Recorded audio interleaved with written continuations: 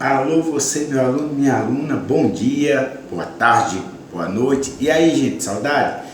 Caramba, eu tava saudade aí, pessoal. Trazendo hoje, voltei, viu? Trazendo aí a segunda parte lá do assunto tipologia textual, gente. Lembra que a gente viu na aula 1 algumas tipologias? Hoje, aqui, agora, nós vamos finalizar esse assunto trazendo as demais tipologias textuais. E aí, eu já vou dar uma dica para você, viu? Ó, vá anotando, pausa o vídeo, volta de novo caso você tenha alguma dúvida. Por quê, professor? Gente, você tem que ter o conhecimento necessário para gabaritar aí o assunto de tipologia textual. E é muito cobrado, tá, gente? Ele tá aqui vendo a questão, trazendo para Enem, né? Literalmente aí para o Enem, mas é necessário, claro, cair em concurso também, é necessário que você tenha firmeza aí nesse assunto, tá, pessoal? Então, ó, fica ligado aí, eu vou estar trazendo agora a segunda parte. Daqui a pouco eu volto, tá bom? Me segue aí, vamos embora, gente. Vamos lá, gabaritar? Perfeito? Vem comigo. Vamos lá. E aí, pessoal, vamos seguir aqui com o nosso tema tipologia textual, aula 2, tá, gente? Lembrando que na primeira nós abordamos algumas tipologias e aqui nós iremos literalmente finalizar este assunto. Então já segue aí comigo para a quarta tipologia, que é dissertação. E essa tipologia ela tem como característica, gente, expor ou defender uma ideia. Tranquilos? A depender de sua estrutura, pessoal, ela será classificada como uma dissertação expositiva ou uma dissertação argumentativa. E aí é o que está. Nós temos que saber diferenciar uma da outra. Perfeito? A dissertação argumentativa, gente, é a cobrada no Enem, sem sombra de dúvida. E nós vamos saber já por quê. Apesar de ambas fazerem parte da mesma tipologia, o que as diferenciam é que na dissertação expositiva não se emite posicionamento, tá, gente? Ó, repassa-se apenas a informação. Ou seja, se você for fazer uma dissertação expositiva, discorrer, ou seja, escrever sobre um determinado assunto, você vai literalmente reproduzir aquele assunto. Você não vai emitir uma opinião, um ponto de vista de forma nenhuma, tá? Porque a tipologia dissertativa expositiva ou dissertação expositiva, o próprio nome já está dizendo, expositiva, você vai apenas expor e discorrer. No caso aqui, ou melhor, ao passo que na dissertação argumentativa, você vai tratar de um tema, você vai discorrer de um determinado tema, porém você vai colocar lá um posicionamento, digamos assim, né? Um posicionamento de forma técnica, tudo bem? Ou seja, uma opinião, entre aspas, mas não pessoal. Eu tenho que trazer de forma técnica, pessoal. Para isso, eu preciso saber que, por exemplo, gente, olha para cá. Você precisa conhecer do assunto, não é? Então, assim, quem vai se submeter a uma redação do Enem, por exemplo, ele tem que ter um nível de informatividade muito alto. Ele tem que estar sempre ligado, procurando saber os acontecimentos que impactaram na sociedade e às vezes Brasil e até no mundo. Ou seja, é imprescindível, gente, tá? Que as pessoas que vão fazerem o Enem, prestar o Enem, eles procurem estar informados dos últimos acontecimentos, de possíveis temas que irão, né, ser abordados lá no Enem, tudo bem? E aí nós trazemos dois exemplos. No primeiro exemplo aqui, nós falamos sobre o texto, por exemplo, que aborda dados estatísticos. Vamos pensar sobre o IBGE, por exemplo. Claro que você vai fazer aí uma redação, você vai escrever essa redação, você vai apenas expor os dados, não é? Fala lá, o IBGE, dados estatísticos, região, faixa etária, ou seja, repassar dados que você já colheu, mas você não vai emitir um posicionamento, não é? Se você é favorável, se você discorda, se você concorda ou não. Não, literalmente você não vai emitir opinião. Já no texto aí que aborda a misoginia, por exemplo, seria um tema de redação argumentativa, tá, gente? Dissertação argumentativa. Como falei há pouco, cobrada no Enem. Caso viesse esse tema, iria ser também abordado da seguinte forma com você. Seria agora sim, colocar um posicionamento, porque o texto ele iria exigir isso, né? No caso da misoginia, eu acredito que todo mundo seria, né, vamos dizer assim, discordaria, não seria favorável, que é o crime de ódio contra a mulher. Mas existem temas que vai dar abertura para posicionamentos contrários, se você concorda, se você discorda, e aí você tem que literalmente, pessoal, está trazendo um embasamento, mas não é o que eu acho, não.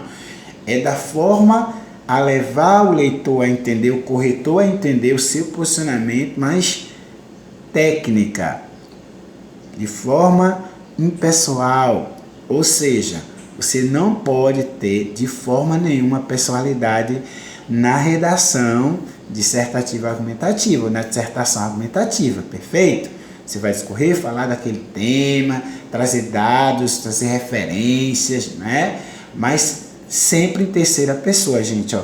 Professor, posso usar a primeira pessoa? Não é aconselhável. Claro que se você usar a primeira pessoa, né, no caso eu, até o nós, você não vai ter a redação zerada, mas você vai perder ponto, porque a redação é um texto que tem que ter como foco a impessoalidade, ou seja, você traz ela na terceira pessoa. Então, tem uns dados, uns pontos, vamos dizer assim, umas características que faz parte da redação dissertativa argumentativa ou da dissertação argumentativa, perfeito?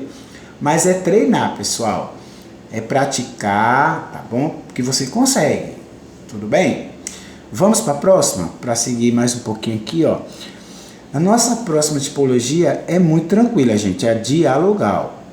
O que caracteriza, professor, essa tipologia? Eu coloquei aqui, né, basicamente um item só, porque é muito tranquilo, mas, ó, presença de interlocutores em um processo de comunicação. O próprio nome já entrega essa tipologia, percebeu? Se é uma tipologia tida como dialogal, é necessário que que haja um diálogo. Ou seja, vai ter aí o emissor, né, vai ter o receptor, vai ter pessoas, né, envolvidas no processo de comunicação. Então eu tenho a pessoa que fala, a pessoa que escuta, e aí no processo de comunicação, você concorda que às vezes os papéis se invertem? Ora eu falo, ora eu escuto, ora eu falo, entendeu? Então, ou seja, uma entrevista aí eu acho que é uma boa referência, não é? Obviamente, professor, não só é entrevista, não. Tem outros textos aí que se enquadram aí nessa tipologia, né? Uma entrevista foi apenas um deles.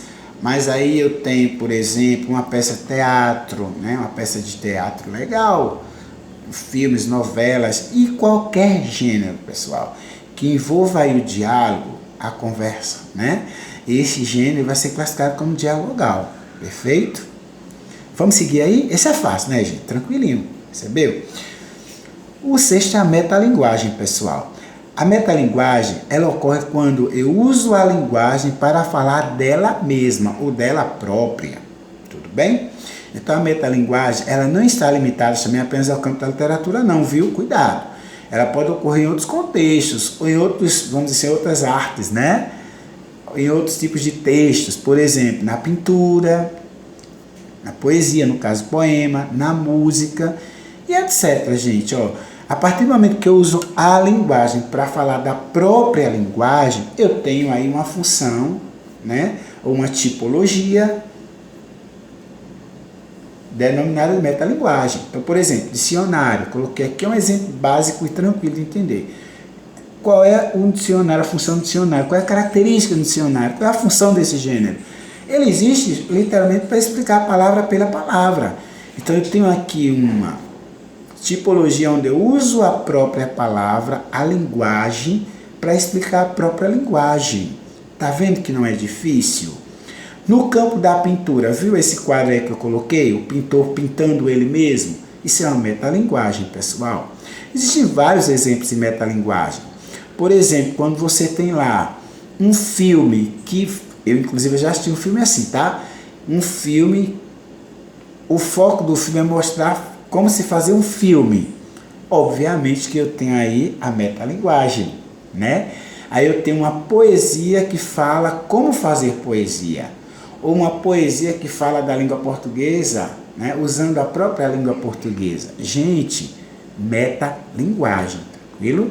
Então, não se confunde, pessoal. você tem, claro, que ter um olhar criterioso, como eu falei, porque tem tipologias que elas são muito mais óbvias. Você olha assim, já bateu o olho e diz, não, essa daí não tem como errar. Mas tem outras que você tem que realmente ter um olhar mais criterioso, olhar com bastante calma, tá? Procurar as características para você não confundi-las, tranquilo? Mas a metalinguagem dá sim, gente, para conseguir matar, viu? Essa questão, caso caia aí uma tipologia que envolva metalinguagem, fica atento, tá, pessoal?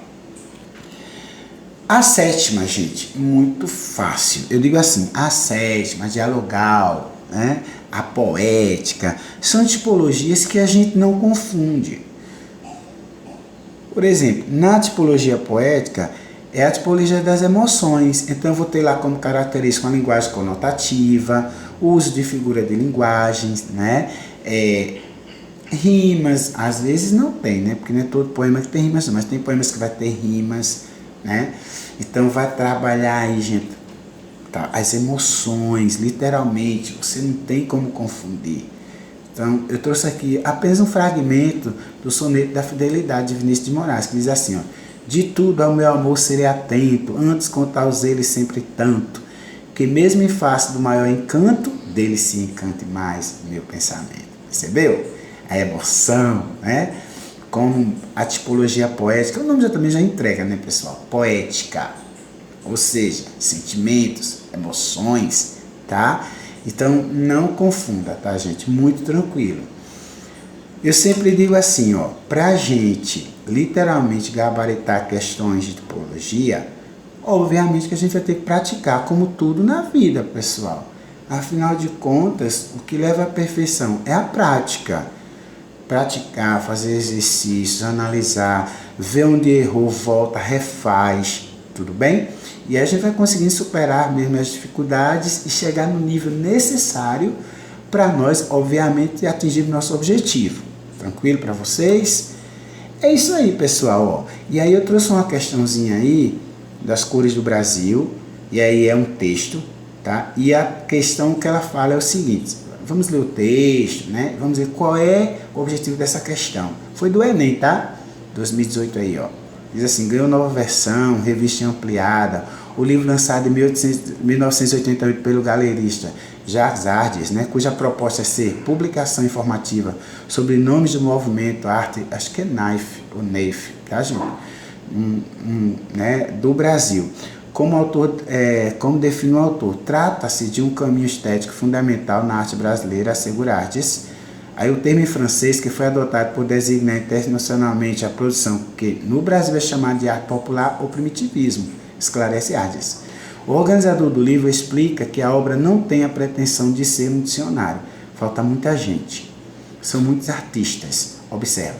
A nova edição veio da vontade de atualizar informações publicadas há 26 anos. Ela incluiu artistas em atividade atualmente e veteranos que ficaram de fora do primeiro livro. A Arte NAIF do Brasil 2 traz 79 autores de várias regiões do Brasil. Vamos ver o que é que o autor é Walter Negrão, tá? Ou melhor, Walter Sebastião, desculpa. Vamos ver aqui o que é que a questão está pedindo para nós? Vamos voltar lá? Ou melhor, seguir aqui, ó. O fragmento do texto jornalístico ele aborda o lançamento de um livro sobre a arte NAIF no Brasil. Aí, na organização deste trecho predomina o uso da sequência. Aí, aqui tem uma vírgula, gente. O uso da sequência. Ele está dizendo aqui para a gente as alternativas. Ou melhor, aqui vai ter um... Deixa eu ajeitar aqui, gente, para ficar bem legal, tá? Vamos usar aqui o uso da sequência. Opa! Então, ponto. Aí, alternativas. Voltando. Aí ele está dizendo para nós aqui, ó. Letra A, injuntiva, sugerida pelo destaque, dado a fala do organizador do livro. Letra B, argumentativa, característica usada pelos adjetivos sobre o livro. Letra C, narrativa, construída pelo uso do discurso direto e indireto. Descritiva seria a opção D, formada com base em dados editoriais da obra, ou expositiva, composta por informações sobre a arte NAIF. Gente, o interessante dessa questão é porque ele traz a tipologia e ainda ele traz alguns conceitos relacionados de acordo com o texto, né? Então pensa aí, vá. Tem mais de uma, percebeu? Você está dizendo predomina, então tem outras aí. Mas qual é a que se sobressai? Qual é aquela que realmente está chamando aí a atenção mais do que os outros? Aparece mais. E aí? Vamos lá? Pausa aí e marca, vá. A questão, pessoal, está na letra... Vou falar, viu? Letra E de escola, tá, gente? O E de escola, né? A expositiva, pessoal. Se você voltar no texto lá, você vai literalmente observar que existe aí a descrição, né? Traz, vamos dizer assim, está falando aí informes, mas o que sobressai aí é literalmente, ele está trazendo um assunto, ele está apenas expondo o assunto, replicando, digamos assim, este assunto. E obviamente, pessoal, isso é uma característica, tudo bem? Da expositiva, tá? Da tipologia exposição. E aí, gente, tranquilo para vocês? Fácil? Tudo bem? Ó, estamos aí, tá? Aqui para dar toda a força, todo o apoio. Eu vou finalizar aqui. Vamos lá, voltar lá aqui, ó. Vê aqui no meu olho, olha para mim. Olho no olho, vamos lá, volta aqui para mim. Vem cá, chegue. E aí, gente, gostaram da aula? Voltei. Eita, vamos fechar esse bloco aqui, essa aula aqui, top. Tudo bem? Viu que não é difícil? Não é não, é tranquilo. Claro, gente, eu vou aqui finalizar dizendo sempre isso. A nossa finalidade e a sua também é observar o seguinte: a tipologia textual, ela não se mistura. Ou seja, existe aí questões, né? O Enem traz aí mais de uma tipologia lá, perguntando qual que se sobressai, ou quais são as que compõem aquele texto. Obviamente, para eu responder, eu tenho que saber as características delas, porque senão eu não posso me confundir. Mas se eu tiver o domínio das características, nunca ele vai me pegar. Percebeu? Dá para saber tranquilamente quando é narração, quando é uma descrição, quando é uma dissertação, tipo expositiva ou argumentativa, né? Quando é uma injunção, quando é uma tipologia dialogal, e a metalinguística, e a poética, enfim, você não confunde, percebeu como é tranquilo? Então, ó, fica aqui minha dica, muita calma, muita atenção, fazer, gente, exercício, isso é que ajuda demais, tá? Então já estou aqui, ó, finalizando, agradecendo essa parceria, essa participação, convidando você para dar um like no vídeo, né, pedir aí para seus colegas se inscreverem e, como eu já falei em vídeos anteriores, me ajudando aqui, tá? Para esse canal multiplicar aí em números, crescer em inscrições, para a gente poder estar ajudando tantas outras pessoas, pessoal. Afinal de contas, é como eu sempre falo, né? Cursos são caros, às vezes as pessoas não estão em condições financeiras, mas aqui tudo gratuito, né? Aqui a finalidade é poder ser bênção na tua vida, poder dar contribuição aí para você também chegar lá e realizar o seu sonho, né? É entrar na tua universidade aí e mudar a tua história de vida, com certeza, tá bom? Então, cheiro no coração de todo mundo aí, até o próximo vídeo. Ah, deixa eu só adiantar aqui para você, viu? Próxima vídeo aí nós vamos estar trabalhando gêneros textuais, porque a gente fecha bem, tipologia e gênero, ó, pá, é tudo perfeito. Você tem conhecimento da tipologia, você tem conhecimento dos gêneros, né? Que é mais cobrar, gente, porque gêneros são infinitos, tá, pessoal? Então, assim, vai te ajudar muito, muito, muito, muito, beleza? Então, a próxima aula, fica a dica aí, gente, ó, vamos trazer gêneros textuais, tá? Para fechar com a tipologia e casar e você literalmente dar um show. Tchau, pessoal, até a próxima. Tchau, pessoal, até a próxima. Tchau, gente. Tchau.